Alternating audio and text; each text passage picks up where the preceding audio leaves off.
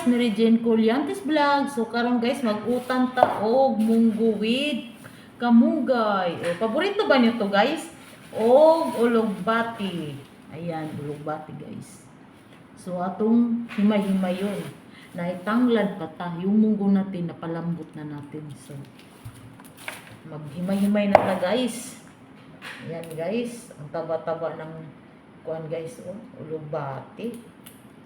My favorite. Diba? Paborito ba nyo to guys? Yung ulugbati. So, matanim natin to guys. Yan.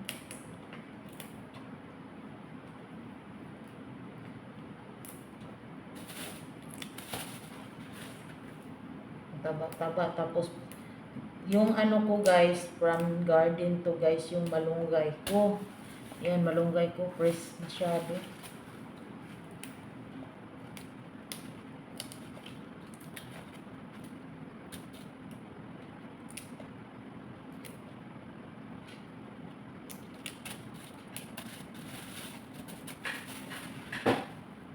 So guys, ayan na guys, mag-start na tayo o gisa.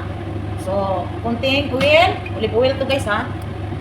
Then, may ano tayo, hipon. Ayan, yung hipon natin masarap yan sa munggo. Ayan yung luya. Pagsabay-sabay na natin guys para lalong mabango. Yung luya, unahin talaga yan para ayan. Sarap to guys. So, ilagay natin yung hipon guys. Para matanggal yung lamsa, kailangan gigisahin natin. Ayan. At saka yung kamatis. Sabay yan. May tanglad. O diba, kailangan may tanglad yan guys. Kaya natin mag-aroma yung mga. So, ang ano, kamas. Ayan. Mag-mix natin ng maayos. Ang sarap guys pag hipon. Yan, pag nakikita na ninyo guys na ano na yung kulay ng hipon, so ilalagay na natin yung sili, lagyan natin na black pepper,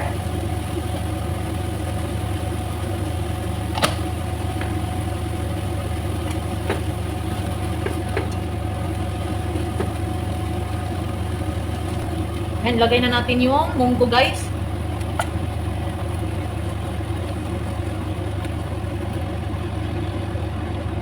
Yung munggo dito sa ibang bansa guys, hindi siya malapot. Lagay tayo ng asin.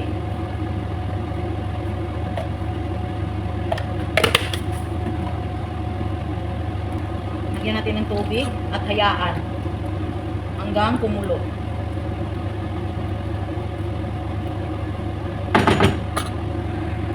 So tanggalin natin yung mga ano guys, nagbula-bula kasi ano yan eh.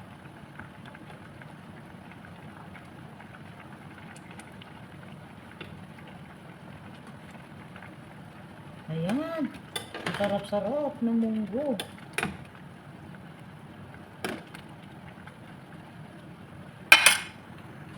Ayan na guys, ilulunod na natin yung malunggay.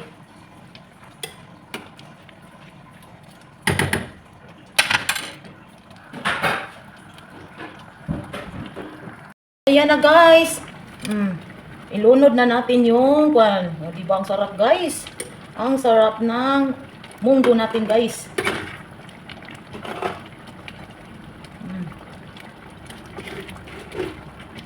Oh. Diba? Kita nyo yan? Kita ninyo yan?